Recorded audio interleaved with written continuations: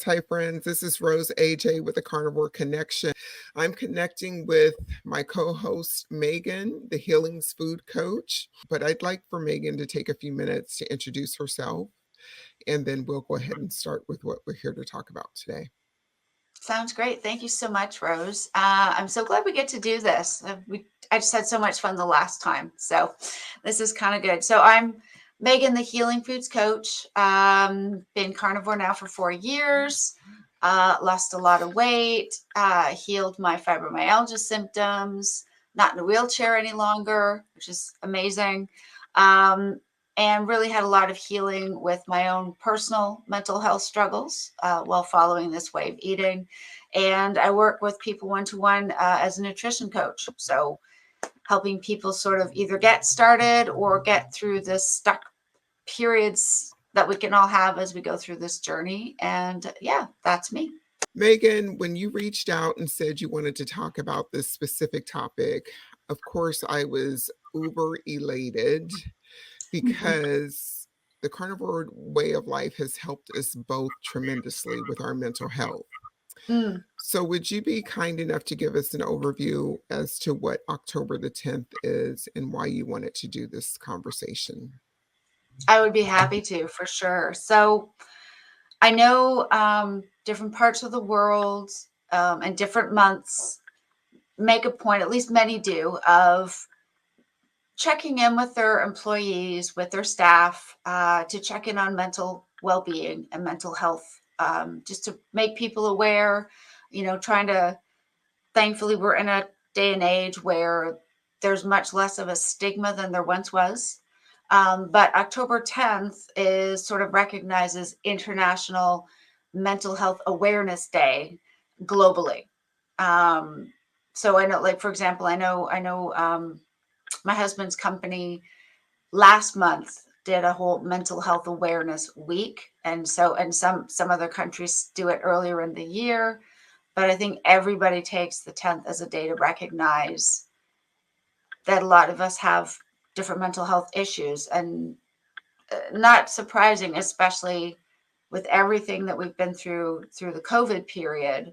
I think those of us who've struggled probably found it even harder. And a lot of people who maybe didn't struggle that much before definitely started to during that period. So it was just on my heart to say, you know what, maybe we can talk about it, because I think it doesn't get talked about necessarily enough just in general, and maybe not even enough necessarily within this community, although I know a lot of people have shared that they've had major improvements in healing with those things. It just seemed like a really good topic of discussion. But here in the US, May is Mental Health Awareness Month. And the fact that we have one day dedicated to mental health in October is great. But I think that there's so much more that needs to be done. I don't think my workplace checks in with staff or has a day or a week or a month that's designated. And when I was in my former career, it was never there. It was up to the individual to reach out to get care or to make their needs known. Mm. But growing up and eating so much fast food, which I never had real food, it was always foods with labels, sugar, processed, whatever you want to call it, crapola in it. I never Yeah. knew.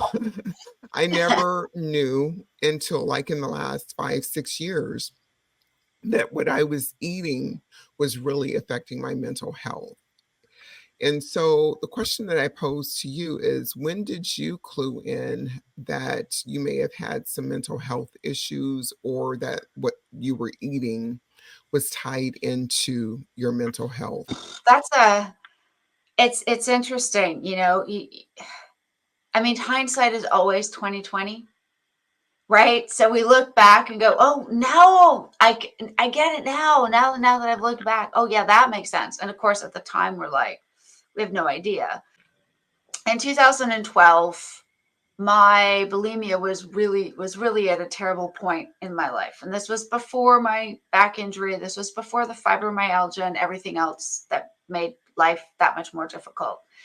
And I went and saw a psychologist who told me that in fact what was triggering my bulimia was a result of severe anxiety. And it was, for me, it was getting to the point where my only way of controlling my environment and trying to feel less anxious was trying to control what I was eating. And yet I've been bulimic since I was 14. And so it made sense. Not that I was willing to hear that at that time. I'm like, no, no, no. The bulimia is separate. Don't fix my brain, fix the rest of me. Not understanding that the two went hand in hand. So that was 2012. But of course, it wasn't until, I mean, in 2015, a year after the injury and the fibro, I knew I was struggling with depression. And I knew that my anxiety was getting worse because of the physical state I was in. And I did do some cognitive behavioral therapy. But of course, I didn't know, and no one ever said to me, well, you know, you might want to change what you're eating. Because I figured, yeah, I feel stressed. I feel anxious. This is horrible. I'm depressed. I want more chocolate. Make me a coffee, get me a cookie, make me my favorite lasagna or whatever it was. And I didn't realize that that was just ultimately making everything worse. And so even if you take the medications, at least for me, I was taking the medications, but while it helped with some of the depression, it didn't actually, I didn't feel like I was moving forward necessarily. I think the medications were important at the time. They kind of leveled off my feelings of depression, so they weren't as significant, but they never went away. They never actually cleared up. And it wasn't until I actually changed my diet fully and actually got that stuff out that I started to go, wait a minute, not only do I have less brain fog, I don't feel so anxious and I'm not feeling overly depressed anymore. And I mean, as far as the anxiety, they didn't put me on any medication for that. So that's when I realized, I think in 2020, it's like, oh, wait a second. Food has a huge role here. You know, I didn't think about it. It was like everything gets compartmentalized. You are treated for each symptom as a separate problem, Silo. right? As opposed to, well, this actually might be influencing that, which might be triggered by Okay. this, which might be affected by this in the middle. And so it took me until 2020 to realize, oh my goodness, all of it plays a part. And nutrition had a much bigger role than I ever realized it did. It's all Absolutely. interconnected. Everything in our bodies are interconnected. Where medical people never asked me, and it sounds like you, about diet and nutrition. Mm, Um, and you know, I always go back to saying, like you said, in hindsight, we can see and piece things together. But in hindsight, for me, because I was so addicted to the processed food, just so right. addicted to feeling better with food, constantly eating, I honestly don't know, Megan, if I would have listened because I was never medicated. Food Mm, was my medicine. If you wanted to be real, food was my medicine. And yeah. then for a short time, alcohol was my medication as well. I was a weekend drinker, right? Mm, So, with hormones all over the place, yep. mental health all over the place, hmm processed food all over the place. And now that I look back and understand that the processed food, it's not necessarily our fault as individuals, right? It's not our fault, but it Yeah. is our problem. And now that we understand what the problem is, it's up to us to heal. But the food manufacturers were making those foods and still are making those foods all along to be addictive. They don't Yeah. care about anything but the bottom dollar. That's what I feel, the bottom dollar. It's true. They don't Yeah. care about people's mental health, emotional state surrounding food. And if I could just recall two things. So, way back in the day when I was about 25, I used to get my hair braided. It's a long process. I'm not sure if you're familiar with that, but as an African American person, it can take anywhere from That's six, what I've heard. 8 or 10 Yeah. or 12 hours. So my day was going to be spent at this braider's house. I knew Right. that we would take a break and have like a break, whatever it was. So I was going to go out and get food. My food Mhm. was Subway because it was right by our house. I said, oh, I'll just go get Subway. Well, I Mhm. asked the person that was making the food, Megan, to change their gloves because he was dealing with money, then putting on gloves, dealing with money, to change his gloves, wash his hand, yada, yada, yada. Yeah, yeah. Me and him got into an argument because he chose not to wash his hands and put on clean gloves. So we got Right. into a big argument, but I was sent into such a tizzy state because I could not get my Subway. I refused to buy it because he didn't wash his hands and put on a clean set of gloves. Right. I was beside myself and I was like, oh, what am I going to do now? So I went and got something else. Then I used to run super long distances. And what I would do is reward myself with like teriyaki, ice cream, or whatever Yeah. upon completing the run. On this one specific long training run, after the run, I knew I was going to go get like a triple chocolate mousse royale from Baskin and Robbins. I went in there, Megan. They did not have chocolate mousse royale. I broke Oh, down crying right there. They were used to seeing me on a regular basis. And the lady said, I didn't know that you needed chocolate mousse royale. You go, I worked so hard for these 3 scoops for of this. ice Yeah. cream. Now I can't have them. Yeah. It fudged up my mind. It really fudged up my mind. But do you think I connected any of the dots? No, I drove around to about 3 other Baskin and Robbins until I found that precise chocolate mousse royale. It took me about an hour and a half, but I did it. Yeah. What does that tell you about my mental state, Megan, during that Well, time? at that point, I'd say it was exactly where mine was in a similar time period.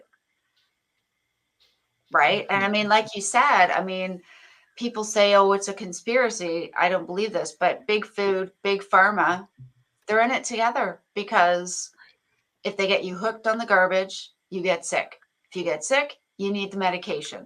In order to stay on the medication, you keep eating the garbage, and it's just a vicious cycle, And if right? they don't get you on that end, they definitely get you in the gyms, the Yep. healthcare system in and of itself. So all of these people that are all of these systems that are working together, you think you're going to be good and free. But when you go to the gym and you really look what corporation owns the brand of gym that you're going to, they're Mhm. interconnected with some of these other medical Oh yeah, systems and food care systems. So they're going to get you one way or another, right? they So are. I was going to say my brain was really, really hijacked during that time because I used food as fuel, as a reward to get me through longer training runs. Right. So Oh I yeah, of did all course. these miles. So I therefore, I can deserve it. have anything under the sun that I want. Saturday, I'm doing X amount of miles, and this is what I'm eating after. It, Yeah. Yeah, yeah, exactly. Exactly. That was it, right? It's kind of like insane. me at one point, I'd be like, okay, so if I don't have anything to eat for dinner, I can have dessert. I mean, Yes. not my parents' house. You had to have just you had to eat your dinner if you wanted dessert. But when I was at university or on my own, it's like, well, I don't have to eat dinner. I can just eat the dessert. And I was good all day and I only had a salad at lunch. So I've earned it. And it's that Yeah. whole we somehow as a species lost sight of the fact that food is supposed to fuel us and nourish us. That's it. It's not meant to entertain us. It's not meant to bring us comfort, but that's what we use it for. And I was it's going no to say wonder. I'm going to have to interrupt you on that because I'm going to be the first person to tell you that yes, I use food as fuel. I use food as nutrition, but I also use it as entertainment and as a comfort, right? I Yeah. mean, if I were to say that I didn't do that, if I didn't do that, I would not be telling the truth. So, what we're supposed to do and what we actually do are two different things. This is true. Yeah. That is a good Yeah. point. No, and I mean, and I've been far from perfect in it, as well. I try to be good about it, and I won't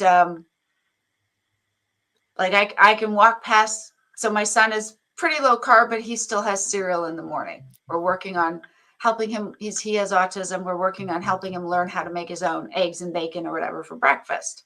That's the long term plan. But otherwise, he's pretty low carb. He under 100 grams a day, and he's pretty active, so he's doing pretty well. But I can walk by the cereal and it doesn't affect me. fine. But I tell you what, seeing like cheese on its own.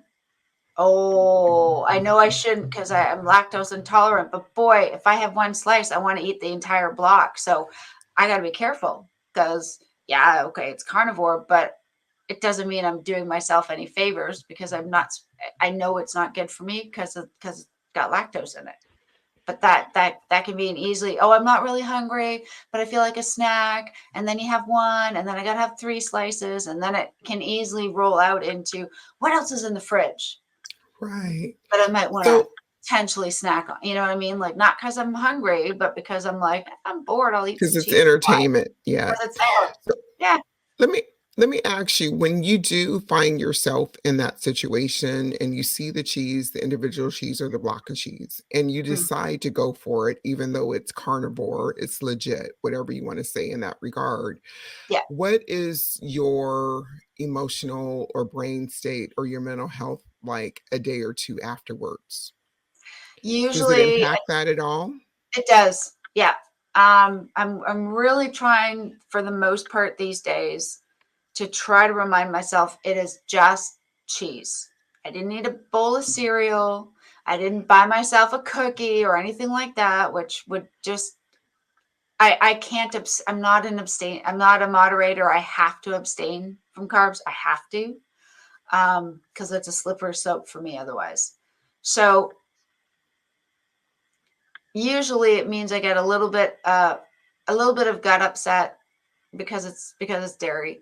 And then it's like, oh, you shouldn't. Why would you eat that? You know it's bad for you. Why would you do that? That's so bad. You know better. You're gonna hate yourself later because you're gonna feel bad, and not because there's anything wrong with cheese. Cheese is great for most carnivores. Lots of people eat it, no problem. I get down on myself because I know it's going to cause me lactose issues, and I'm going to be uncomfortable. Not because it's a bad food choice, but because it causes me upset issues with my stomach, and because I don't know what it is. I don't know if it's because there are some carbohydrates in dairy. I mean, there's some that are naturally occurring. It's not like eating Or the grains or whatever. casomorphin? Yeah, but for me, if I allow myself a bit of cheese, there's something about it that just makes me feel even hungrier. Okay. Right. So sort of like how there are some people, if they eat their protein and it's too lean, then they find like they have to eat more and more and more of it to feel Yeah. satiated. So for me, that happens with dairy products, which is probably another reason why it's best for me to avoid.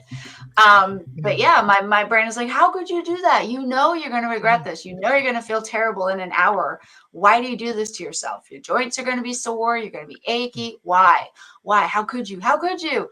And then it's kind of like, okay, but I'm not a bad person, because that used to be my response, right? Okay. It's like, oh my gosh, I failed again. I know I can't have dairy, but I had it. I'm going to feel terrible. And I'm this bad person. And that whole downward spiral, because I'm very much, it's got to be all or, for me, it's like all or nothing. Drives my husband mentally insane. It's like, babe, there's an in between. You don't have to be, one extreme or the other. There's a happy in between. Let's find it. Yeah. Please, let you find it, right? But yeah, it absolutely affects me mentally from that point of view. But I even feel like a little bit foggy. Like Mhm. I even get a tinge, not like it used to be, but a tinge of brain fog if I have dairy. Mhm. So there's that, and the whole why did you do that? How could you? Why would you do this? Oh, I failed again. It's like, that's it. I'm done. I'm not carnivore anymore. It's like, oh no, that's ridiculous. I So grew up with let me ask you something, because that. this kind of brings up what I was talking about, because I run a couple of groups, in-person meetups and Mm, stuff. We meet every Sunday, and today was the coffee social connections and whatnot. And I have mm, people that know each other, people that don't know each other. We just show up, and then I have these conversation starters where everybody pulls a card and they just read what's on the card and give the answer, and that starts the conversation, obviously. mm, But this one particular person had drew a card, and she's a mental health therapist, Okay. and and it came out, you know, she was crying, crying, crying, sharing, sharing, sharing. I won't say the specific details, but Hmm. what she was sharing was, I had to tell her, I said, it doesn't matter if we're a psychologist, psychiatrist, whether we're a coach, whether we're a lawyer, it doesn't matter who we are, how well educated we are. It does not matter. When we go through experiences as humans, everything that we know that we should be doing, that we teach our clients or patients, Hmm. everything that we know educationally and life-wise or whatever, it just really goes out the window when we apply it to ourselves, right? When we're going through that Yeah. same thing that your patient or your client is going through, it goes out the window. We may know Yeah. better, but we don't necessarily do better. So my question that I'm posing to you is, why Yeah. is it that you may still be tempted or tap into the cheese, knowing what the consequences are and knowing how it may or may not affect your mental health for the next 12, 24 hours? I'm going to tell you mine. Mine is bacon right now. It's a carnivore Right. food, it's bacon. Yeah.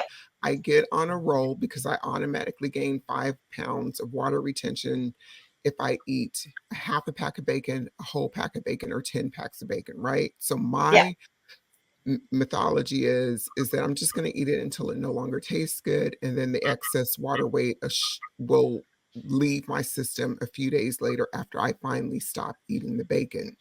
But Right. in truth, I don't need the bacon. It's my source of entertainment, right? If there's any Yeah. carnivore food that's a source of entertainment, that's it. I get So that. Yeah. right, right. So what I'm saying is I still have the same thought process as you do. Like, well, Rose, you know you shouldn't have had that pack of bacon. You know you shouldn't Right. have had it for 10 days, da da da da da da, and on and on and on. It doesn't necessarily cloud my brain, but it takes up mental real estate because I know what the consequences are when I'm frying it in the pot and when I'm eating it. Yeah. Yeah. Exactly. But it's So one of those, okay, I'm doing it now. I might as well go yes, full out.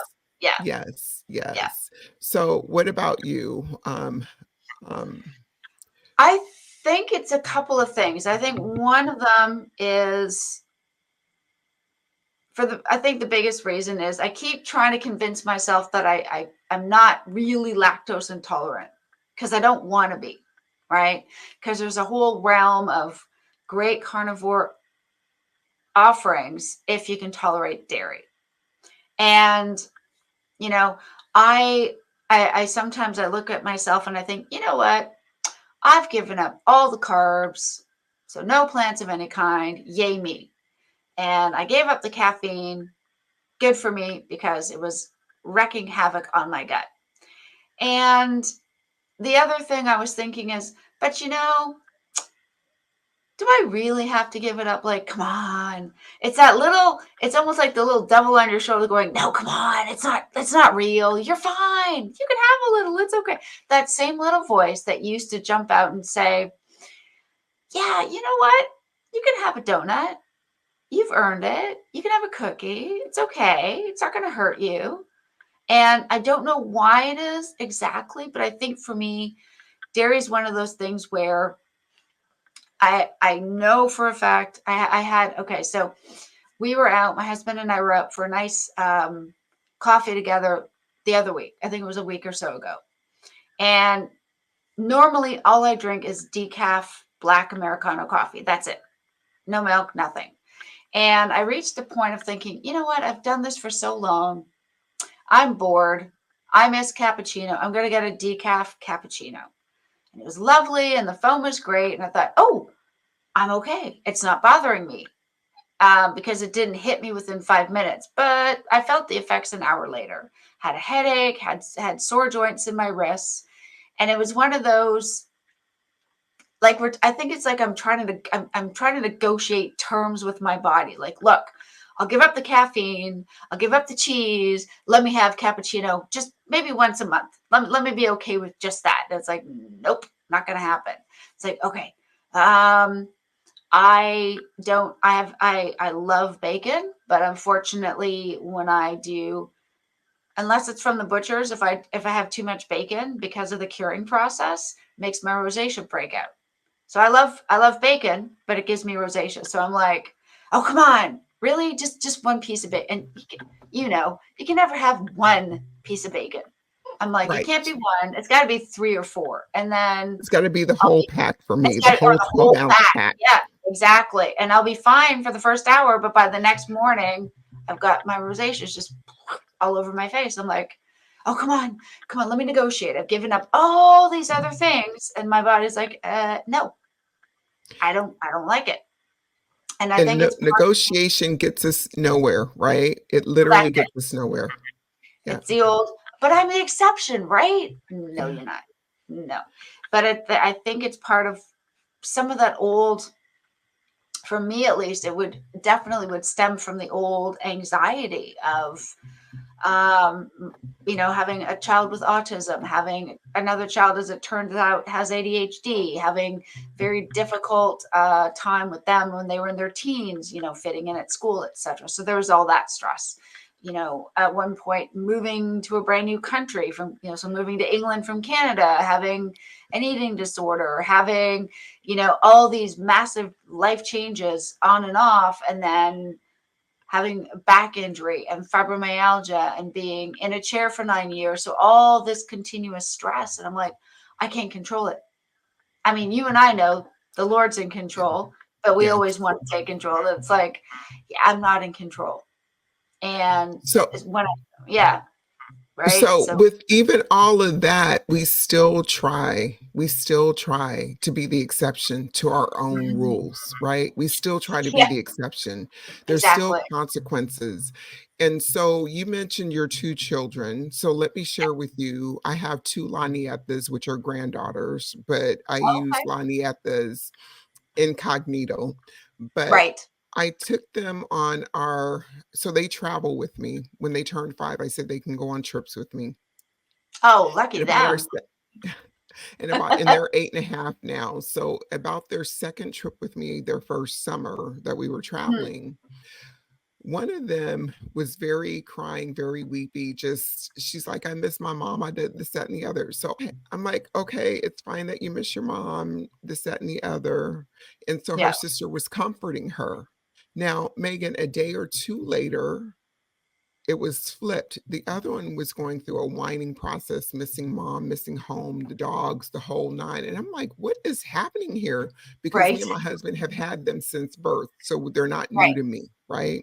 Yeah. And Exactly. it Yeah. and it dawned on me, it was the foods that they were eating. They were going through carb withdrawal, they were going through a process, but it took me the 2nd and 3rd trip in to understand, oh, it's not necessarily that they miss home and aren't having fun, they miss eating the foods Oh, that the junk. were given to them, right? And I Right. feed them ketogenically, Yeah. so that's a drastic change literally overnight for 5 or 6 days at Sure. a time.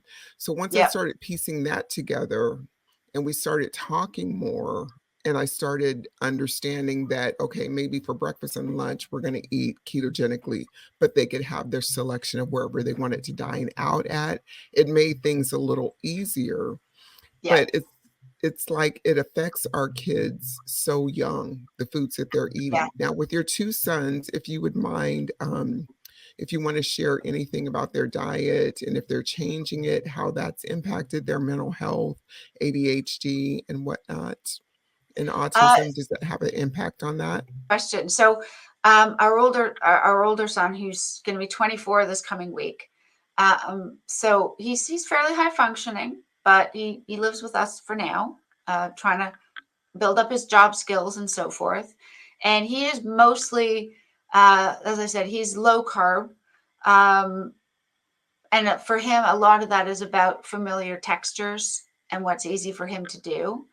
But we've had a chat, like he's sort of he's great because he's not a picky eater overall. He's sort of whatever's available, whatever I make, that's what he'll eat, and he doesn't really ever complain about it, which is great. And when I first started this way of eating, he's like, well, bread's healthy for you. I'm like, actually, you know what, buddy, a lot of bread isn't very good for you.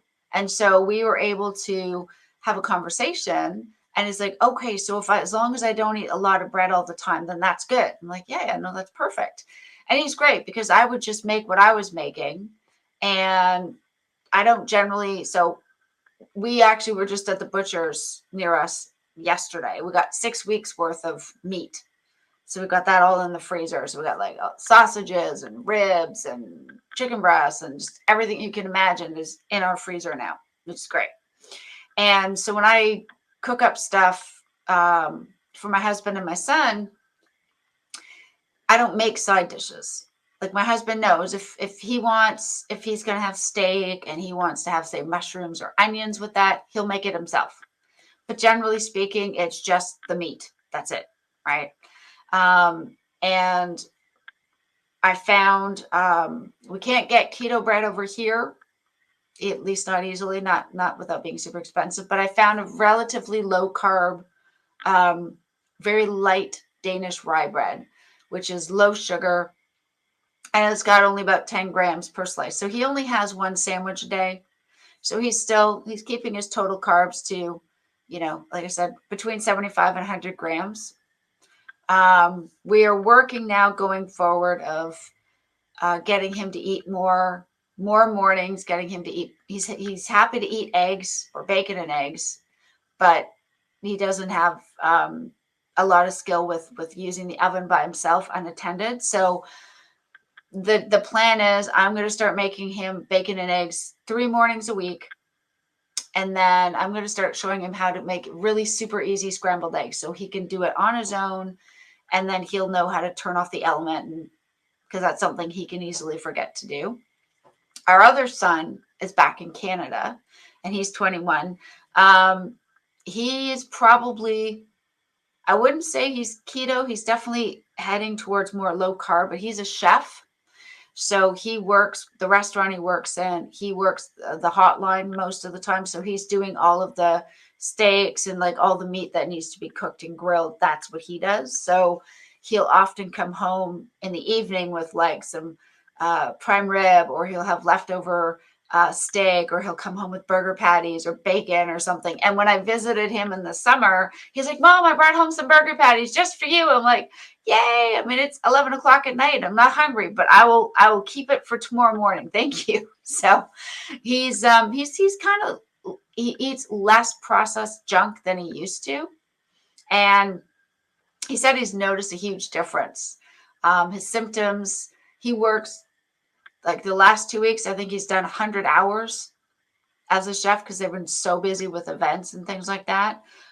So he works a lot, which he appreciates. That helps him with having a good routine just to manage his ADHD. But then he makes sure to keep out a lot of processed garbage. So he doesn't eat that a lot. He does sometimes, but not like he used to.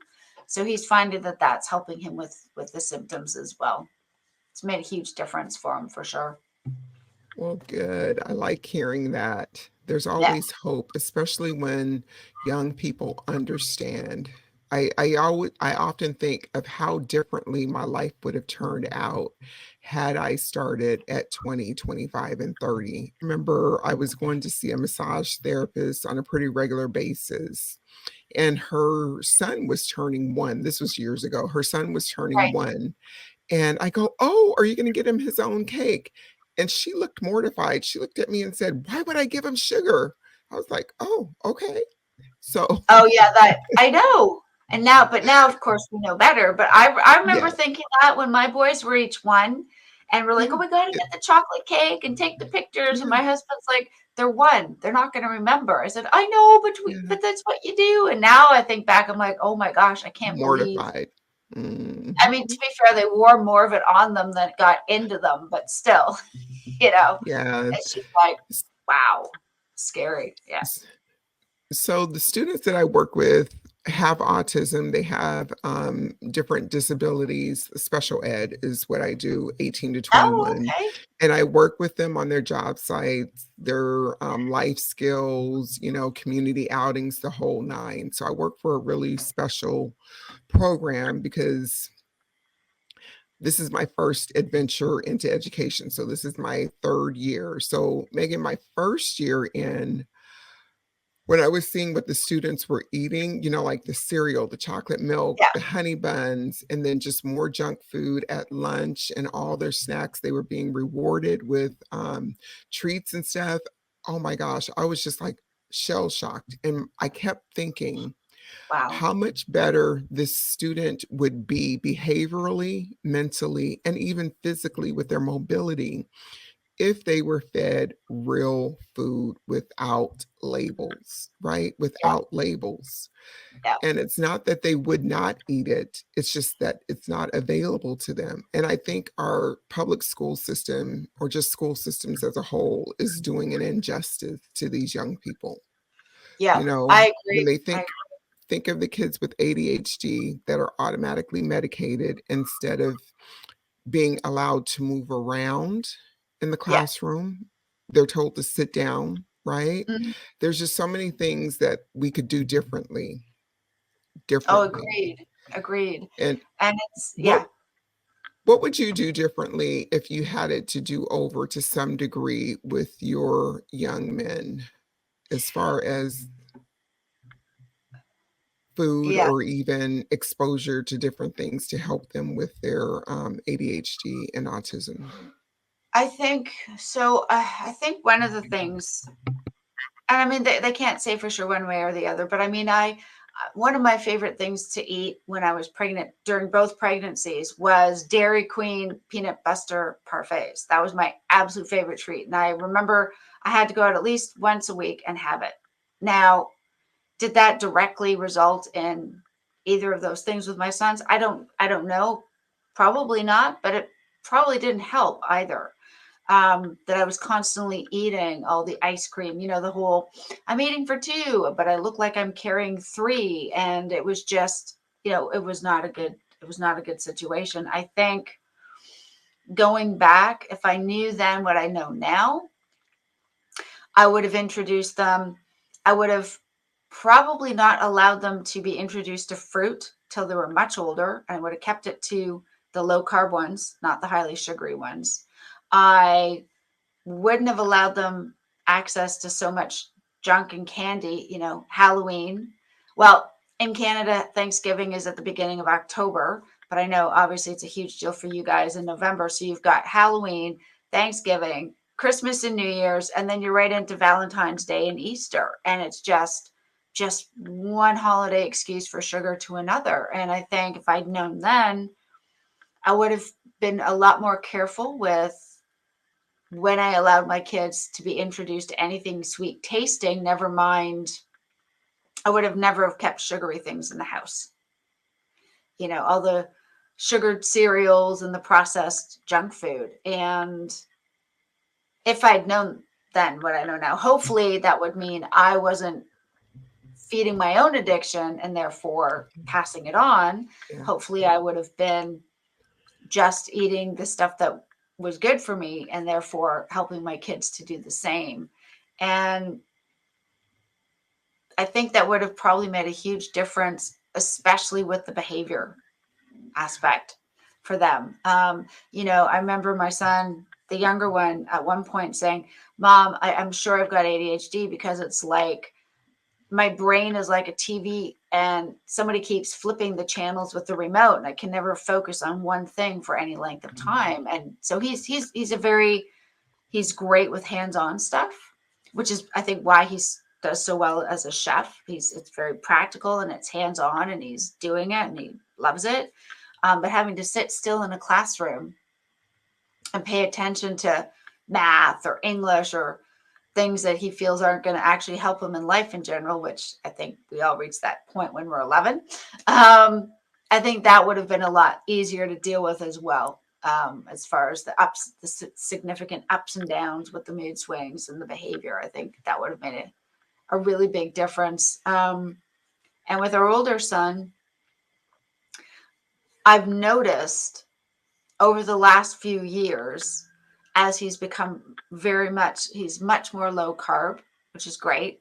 He really hardly ever eats any junk food of any kind. He might have a small piece of dessert, like if it's his birthday and we're at a restaurant, he'll order a little something for himself. Otherwise, he doesn't eat it. He doesn't eat sugary things. He doesn't eat junk food. and the difference between some of his emotional outbursts and the meltdowns that I remember seeing when he was much younger, and I was eating the junk, so they were eating the junk, to now, that's been a huge improvement. So I think, yeah, diet has really helped. And for him, like, it's so great. Like, he'll talk about how he was picked on a lot in school. He was at a mainstream school for many years. He'll say, you know what, Mom, because he's a Christian now too, and he's like, so I know that I have to be not so angry, but I used to feel like this, and now I feel much calmer. And I just, clarity in speech and his thought process is just that much better. It's amazing just to sit down and hear him. It's like, wow, that's incredible. That's really fantastic. So it's made a Nice. huge difference for sure. I love that. And it's the power of changing yourself, going through the evolution of becoming healthier, that it kind of flows throughout your family and hopefully your community and the people that you're choosing to support. I know for Yeah. myself, if I had it to do all over again, the one thing, Megan, that I would truly insist on is nothing with a barcode, nothing out of a bag, nothing out of a freezer, like is fresh of ingredients, regardless if it's Mediterranean, low carb, carnivore, or keto, right? These are Yeah. things that I didn't know about 20, 25 years ago, these labels or these types of protocol. But Hmm. if I had to do all over again, I would try never to get anything with a label. Even if it's carrots, get the carrots fresh, steam them, eat Yeah. them raw, whatever you want to do. Don't buy them frozen. Don't buy them in bulk. Just buy them fresh and cook. I would have cooked more bags, barcodes, the whole nine, labels, do Yeah. away with them. And I think that alone, just insisting on cooking together, would have made a tremendous impact. And of obviously leaving out the cereal and the processed foods as Oh, much as yeah, possible. sure, of Yeah. course. Yeah, yeah, Yeah. no, of course, that makes good sense for sure. And so what I'm doing now with my granddaughters is pretty much that. I cook for them, I do food prep for them, freeze the steak or the beef that they're going to have when they're over to make it easier for them Right. right Okay. before. Yeah, so to make it easier, what do you wanna have? Okay, it's already done, let's go ahead and thaw it out and do this and do that. I don't heat anything up in a microwave, and when they're here, I don't allow that either. You have to do it the old-fashioned way, get out a There you go. You're gonna skillet have or a to just pot. wait. Exactly. Yeah. Yes, so I'm walking them through that process. Hopefully, it will have an impact on them. Maybe not to as big of a degree as I would hope, but they'll remember. There'll be some memories. Oh, she only Of took us for course. ice cream every 3 months. It wasn't every week. You know what I'm saying? Well, exactly. So, Right. yeah. Exactly. Yeah. So, Megan, I know I've disclosed this to you, but Mm. I had never been medicated for my depression and for my disordered eating disorder and whatnot, the whole nine. And Mhm. somehow I just kept persevering, and mine was through bibliotherapy, watching talk shows, reading a lot of books, educating myself. But even like I said earlier, with all that education, it doesn't necessarily mean that I applied it at the time that I was learning it, right? It came in for Yeah. future reference and whatnot. Sure. So, how are you helping yourself today, being a coach and all? And how are you helping your clients? Say, for instance, if they are impacted by, I mean, the food in their mental health, how do you support them, along with how do you support yourself? As we've just talked through the cheese and the bacon thing, Yeah. how do Yeah. you No. No. Of support yourself? course. Absolutely. So I do have somebody that I'm working with. She actually happens to live in Australia and wants to get back into swimming again. And she shared with me some of her challenges because she has disconnect with her family and they're not very supportive and so on and so forth. And of course, the first thing I always try to do is to offer a sympathetic ear because for me that made a difference, feeling like someone's heard me and trying to say, look, I don't know your exact situation. I've not been there. I'm lucky. I've been my husband has fully supported me. I mean, he's keto now, has been for several months.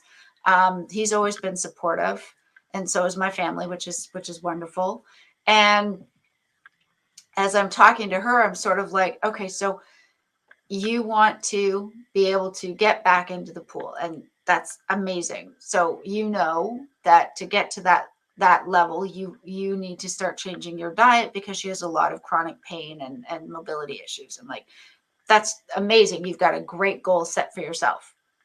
Right. So what's the hardest thing? Oh, I go past this really nice place that has, pastries and chip shops and whatever. And so I've had to sort of say the truth of, look, you have to stop. First of all, you have to stop going in there. You got to stop eating the pie. But trying to help her come up with other strategies, and just to say, look, I know how easy it is. We look to food often because that provides us a sense of comfort, because we're not feeling it for whatever reason from other people or other situations. But you're not going to feel comforted after you eat this, because you know you're going to feel bad and it's not going to help you. So trying to help her, for an example, come up with, so what are things that you also enjoy? So coming up with other strategies. So do you like reading? Do you enjoy watching things on Netflix? Do you like music that you like to listen to? Whether do you spend time in meditation or prayer or doing breath work or anything like that? And so we came up with a list of things that she likes to do on top of, outside of just the food for comfort. And I've had to apply this to myself, which is, okay, so when I feel a bit down and I'm feeling anxious, like today, I love this time of year. I love when it gets colder, but it was just kind of gray out and I felt kind of, ugh, not for any reason, just kind of bleh. And for me, that was time in prayer and meditation, just being reminded of, wait a minute, I'm enough, exactly where I'm at in this moment. I don't need to be anyone else. I don't need to achieve anything else. I'm okay. Even if I'm feeling black, even if I'm feeling a bit worried about unknown moments coming up in life, it's all good. And I have to repeat that mantra over and over to myself until I actually start to believe it sometimes. But I suggested that she might want to try doing that as well. And she said she would. As far as, and for what she said so far, she said it's kind of been helping. She hasn't been to the chip shop or the pie place. She's coming up with other things to eat. So she's doing better with her food choices. But like she said, she's learning to find comfort in other things. And so today, when I was tempted, I saw the cheese. It was pre-sliced, which makes it so easy to get. And I saw it in the fridge. I'm like, no, I don't actually want it. I'm gonna make myself a nice hot cup of decaf coffee, or I'm gonna get a cup of water. I might have a little butter. I'm not actually super hungry. I don't actually want the cheese, and I had to just keep telling myself, I do not want this. It will hurt later. And there was that little voice going, oh, come on, it's okay. No, no, no, no, no, no. So I went through that. I'm like, it's all good. This will not bring me comfort. If I feel like I need comforting, I'll watch a film. I'll read my book that I haven't finished. I will spend some time in meditation and prayer. I'll listen to some, praise music or whatever else. And that's all I need. I don't need this item of food. And lo and behold, I actually was able to do that. I actually focused on something else. So I didn't eat the thing I knew I was going to feel bad if I ate. But it also helped me just kind of get out of that funk when I did that. So yeah, that's my strategy. I try to come up with other things I can focus on or do that might help get rid of those feelings. Nice. I like that you have a plan of action, because that voice of addiction, or that, that red devil on your shoulder, I don't know what you Yeah, call your voice of addiction, but pretty much mine that. is, well, mine is Zelda. I have two people going on up in here, and Zelda, she's that warrior that wants what she wants right here and now. Forget about your future self Get out and of the my promises that way. you Yeah. made to yourself. Yeah. So you have a plan of action. And so for me, sometimes it's really, really hard to parent myself, right? To parent myself, Mhm. which is really what we're doing when we're deciding to make different decisions Yeah. about what we're going to ingest or not ingest, right? And a part of that also is it comes with the mental health, right? It comes with mental Yeah. health. You know what works for you, you know what doesn't work for you. We're Yeah. human, we're going to be tempted, but it's the parenting piece that has to pick up for me sometimes. Yeah. Enough, girlfriend, enough. I said no. Move on. Exactly. However you Close would the talk fridge. to a younger person or whatnot. So I have to parent myself in a different way than I would parent, say, my grandchildren or even Right. students to be structured and whatnot. So sometimes we have to rely on that other side of ourselves to take control and to do what we know is best. And parenting Yeah. ourselves is one of the hardest things, right? Oh, It's yeah. one of the hardest things, but it's a necessity. It Yeah, is. That's true. yeah, yeah. Yeah. I mean, if it was So, easy, I guess we'd all be doing it, right? right. And then one thing that I like to do as a coach, which I hope that I'm getting better at, is just offering the information to my clients, whether it's Mm. one on one or in group, just offering the information, meaning here's a resource, here's what I understand it to be. And then having them choose it or have the information that I'm giving them as a scaffolding so they can Yeah. learn when they're ready to learn, right? And not be overwhelmed or not feel judged because this is my perspective on this specific topic. And Right. not to switch gears here, but do you know that there's a lot of dietitians, a lot of food coaches that love doing this as a profession because they themselves also have a eating disorder and they're trying to work their way through it. Have you ever heard of that? I'd heard that actually. I Mhm. thought, really, that can't be right, but I had heard that. Yeah. I when I was in high school and my parents, I was told I had bulimia. My mom rushed me off to a nutritionist, lovely woman, morbidly obese, and I thought, how am I, how am I supposed to get advice from you on proper nutrition when you're clearly not dealing with the advice yourself? But of course, that was under the umbrella of eat everything in moderation. So, Oh, and don't forget to move more because that yeah, balances everything out. Like yeah, we are a math system, a math equation. We're far exactly. from it, Right. right? So Exactly. yeah, Like, yeah, like we're an equation somehow. No. yeah. But you're Um, so right. So if there is a dietitian trying to give you advice and give you dietary protocol and suggestions, you're not going to be taking that information because you're looking at her like, why aren't you applying the information that you just told me to do? exactly. Right? Because Yeah. apparently it doesn't work because it's not working for you. Maybe it was just this one woman, but I have heard that it is far more widespread than many of us would actually think. So, yeah, All just right. kind of Megan, unfortunate. So, Megan, when you decided to become a coach, because you've had a healing story that is yeah. beyond phenomenal, beyond inspiring. So, I'm just going to put you on the spot here. When you decided Yeah. to, pursue education and to make this your profession for whatever length of time you're going to do it, Yeah. did you go into seeking education as one of the ways that you could hope to help heal yourself in areas that you hadn't fully healed with food?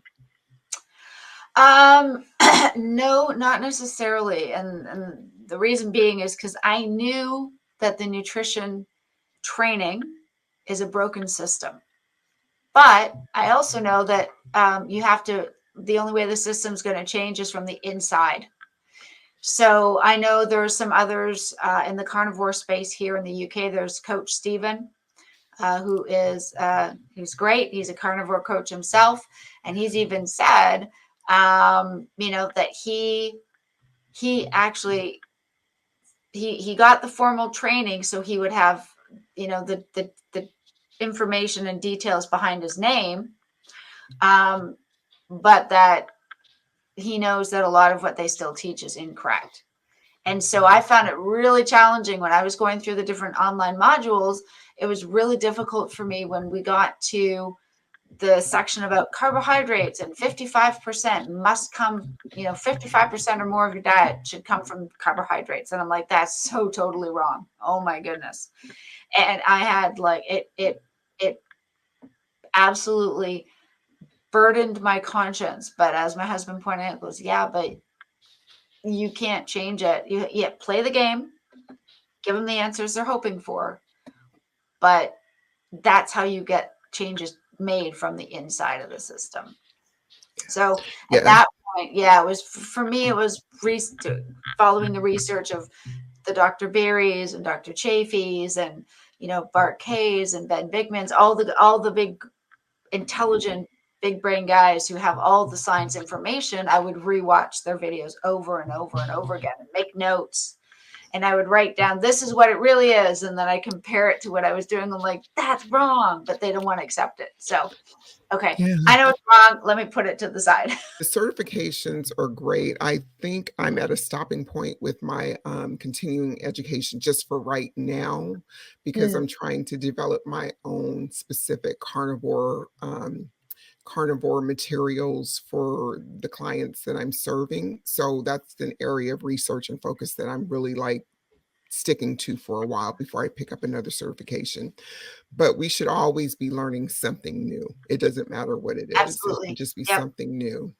So I have something. So let me tell you mine. So I kind of went into learning more and pivoting along the way, from intermittent fasting, Mhm. keto, the whole nine, learning more and more and more, because I was hoping to find more secrets other than the secret that Right. I use today, which is the Right. carnivore diet, intermittent fasting, and just very basic principles of exercise and Right. movement and connection, right? So there's Mhm. no other therapeutic approach for me. But I was hoping to find some things to add to You're that, like, oh, are right? there any more pearls of truth? Well, you Right. never know. Yeah.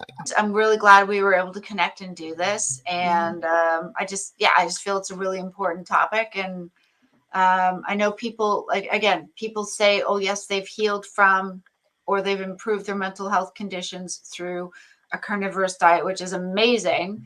But I think we maybe even beyond that, it's always good to dig just a little bit deeper just to see what does that actually look like? Because it could be anxiety, it could be depression, it could be a whole range of different things that maybe people don't know if they feel they can share, but they want to hear about Yeah. from others, right? So I think it's always a good conversation for sure. This is Rose AJ, the Carnivore Connection, and thank you for tuning in to this special episode. Until next time, guys, stay great, and we'll talk soon.